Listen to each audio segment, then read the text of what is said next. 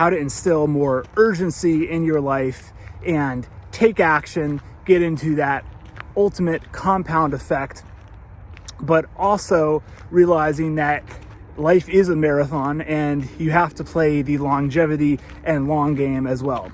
So today's video is going to be all about that urgency, the shortness of life, but also playing the long game and how to seamlessly incorporate the two together to live an ultimately meaningful and fulfilling life. Stay tuned and we are going to hop right into it. So if any of you guys are like me, you've probably been plagued with a thought in your mind like, well, I really probably should be doing this right now, but I'll do it later, or I'll do it tomorrow, or you know what, I'm just not in the mood right now and I'll start it next week. Well, I can tell you that those type of thought loops really kind of dominated my life for a long time. And what ends up happening, at least in my case, was that the further into these thought loops that you go, the more you procrastinate, the more you postpone things, the worse it comes, the more anxious you become, and that ultimately then just feeds into itself. So what would end up happening is like you'd be like, okay, I'll start tomorrow, and then you don't, so then you feel even worse. So then you're less likely the day after that to start it, or the day after that. And again, that just feeds into this vicious cycle of procrastination on more procrastination. And so one of the books that I read recently is by Seneca, and it's called the Shortness of Life, and it's pretty much an interpretation. This book was written over 2,000 years ago, roughly about 2,000 years ago. So it's crazy how a lot of philosophers, religious people, key figures, so to speak, throughout history were really spot on with a lot of their kind of ideas, virtues, philosophies. And I really encourage everybody to read Seneca because there's a lot of wisdom. And with a lot of these works, it's like, it's almost hard to believe, I guess, how they could be, in many ways, much more wise and fine-tuned to kind of the intricacies of life than we are today. And it's crazy because while technology benefits us in so many ways, I think it's important to take a step back and read what are these so-called like classic works. And I always compile tons of I gotta shift this because it's heavy. Tons of blog posts and other posts. You can find them on my website or what have you, of a lot of like important books. And I have a whole post on just these so-called classic books. And then I have a bunch of kind of new age stuff as well. But read The Shortness of Life. It'll put the perspective of time into a whole kind of different viewpoint for you. And another thing that's really helped me within the last 6 months or so is writing a journal. And I hate when people say journaling because I think it gets misconstrued with like a diary. And that's not really at all how I do journaling. For me, I have two components to the journal. The first one is what I call my work blocks, which is essentially on my notebook page. I will write let's say Monday, today's Monday, so I'll write Monday, work blocks, then the date, 1/25/2001. And then on each line, I'll designate 1 hour of time. I'm gonna start walking back this way. I'll designate 1 hour of time. So on each line of the page, I will go down, let me keep walking here. Let's say I wake up at 7 in the morning, so I'll have the first line at 7. Actually, you know what I find is better is to skip lines and have each one blocked out in a half an hour, because I find that an hour a lot of times is a little bit too long for a block. Sometimes you want, so I'll do skip every other line. So 7, skip a line, 8, so each line's 30 minutes, and I'll write out my entire day. And if I don't know like what I might be doing in an hour or two block, I'll leave that blank, and then I might come back later on in the day and fill that back up. And some backpack's getting heavy here. And then I'll do that every single day. And it will not only kind of keep you on track throughout the day, but what you can do is then look back on the previous week or the previous month and see, okay, what were the areas where I was really productive? And what were the areas where I was slacking off?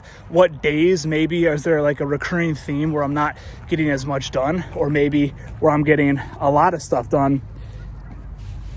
And sorry about the camera work here on this one. I meant to have my tripod, but I forgot the holder. So we're gonna go commando. And, but yeah, doing the journaling. So the first thing is read Seneca, The Shortness of Life. And then the second one is get a journal. Get a lot of journals, because you're going to fill them up pretty quick. So on the first page, I call it my work blocks, right? Numbering the page out with each individual 30-minute block. And then on the other side of the page, or the other page, I will do what I call my mind maps. And those are kind of more like my bigger picture intentions, but I'll usually kind of throw in several things that I want to do for that day, several things that I want to kind of do maybe within a week, several things I want to do within a month, and then several things I might do within a year, and I'll hop right back. And then several things I might want to do within a year. And what I find is by writing those things down, you kind of can verbalize and kind of on a piece of paper actually kind of start your brain thinking about these things.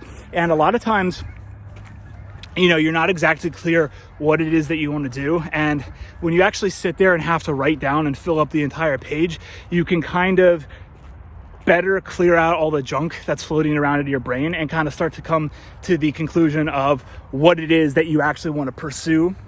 And by breaking it down into kind of short frame, medium frame, and then long frame, you can get the idea. These are some cool houses over here. Let's get a little shot of this. But breaking it down into those three different time frames, you can kind of then that way really see where you want to go, and you know, kind of better understand how that you can get there. So that's my other tip. And the last thing is really, you know, kind of taking a sense of urgency, as well as continuing to go back and really monitor your day. Where are you doing things well? And then where are you burning a lot of time? And, you know, probably what you'll find when you start to journal and kind of like break your day down on the hourly level is you'll probably realize, like, what I hear people say most of the time, like I used to work as a personal trainer.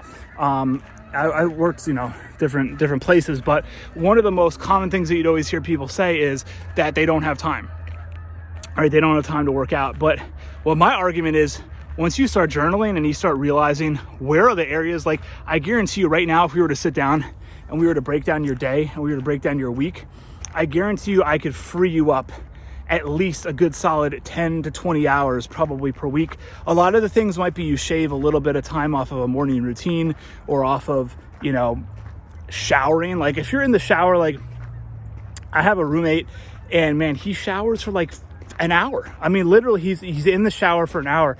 He was in the shower so long one time that he overflowed the shower and flooded the entire apartment. I mean, so it's like, that's such a big time drain right there. It's like, dude, if you're showering for 60 minutes, cut that down. That's an easy like 50 minutes right there that you could cut that down. So obviously that's something that's like super obvious. There might be like little things where you're just shaving a couple minutes here and a couple minutes there, but you know, look into that and then reinvest that time, because what ends up happening is now you're using time to your advantage. And that's the other thing too about like reading The Shortness of Life. Like you can look at it as kind of like a sad title, like you don't have that much time. But what my kind of counter argument too is that once you get a good idea of how to use your time and good relationships, healthy relationships, and getting in that what we call compound effect, where things are working in your favor.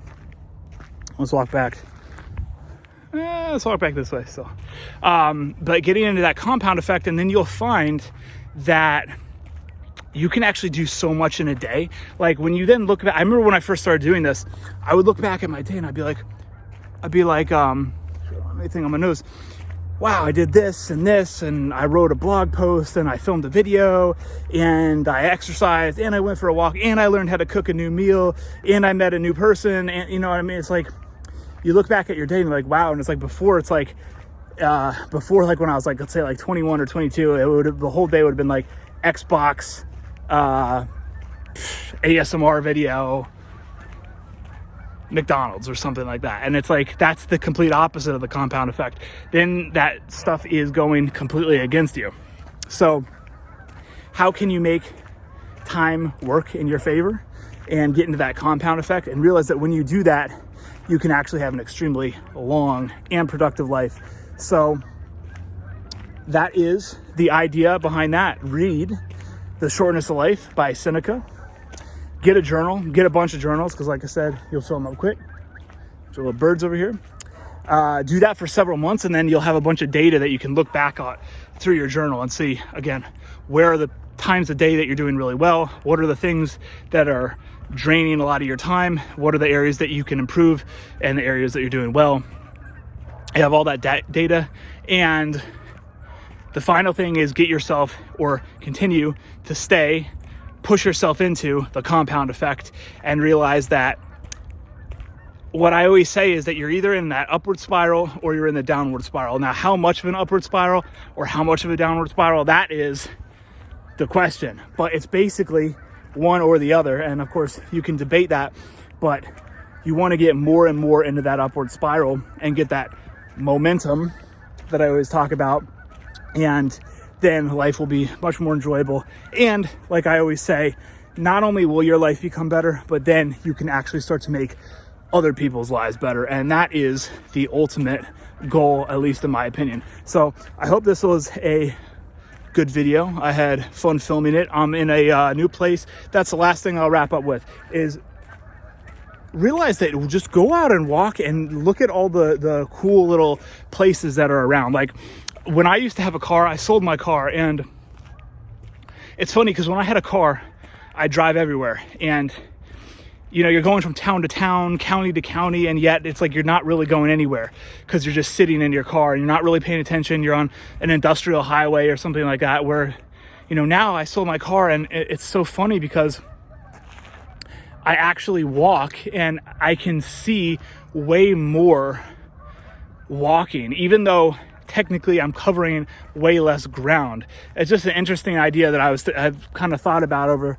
the last several months since I sold my car and I'm not driving. And I have to say, I really enjoy it. So little side nugget there. But yeah, go out and walk and try to find a new place every day. And sometimes when I walk, I'll use audiobooks. Sometimes I'll just listen to music, and then sometimes I won't listen to anything, and I'll just almost try to zone out and go into that meditative state. So give all these little tips a try. And like always, I'll be back very, very soon. I'm out.